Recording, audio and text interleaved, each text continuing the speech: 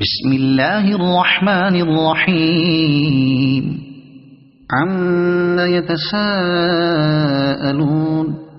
عن النبأ العظيم الذي هم فيه مختلفون كلا سيعلمون ثم كلا سيعلمون ألم نجعل الأرض مهادا والجبال أوتادا وخلقناكم أزواجا وجعلنا نومكم سباتا وجعلنا الليل لباسا وجعلنا النهار معاشا وبنينا فوقكم سبعا شدادا وجعلنا سراجا وهاجا وأنزلنا من المعصرات ماء ثجاجا لنخرج به حبا ونباتا وجنات ألفافا إن يوم الفصل كان ميقاتا يوم ينفخ في الصور فتأتون أفواجا وفتحت السماء فكانت أبوابا وسيرت الجبال فكانت سرابا إن جهنم كانت مرصادا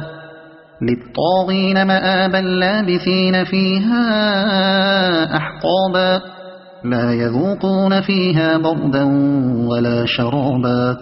إلا حميما وغساقا جزاء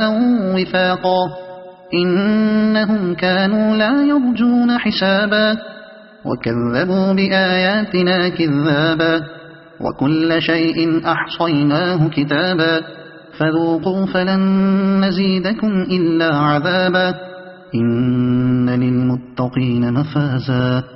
حدائق وأعنابا وكواعب أترابا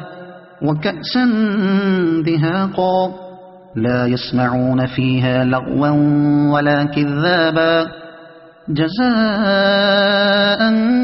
من ربك عطاء حسابا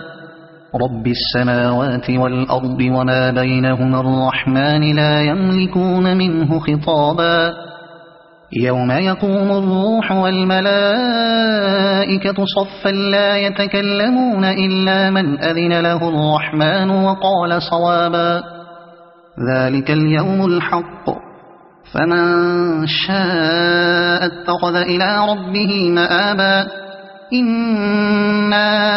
أنذرناكم عذابا قريبا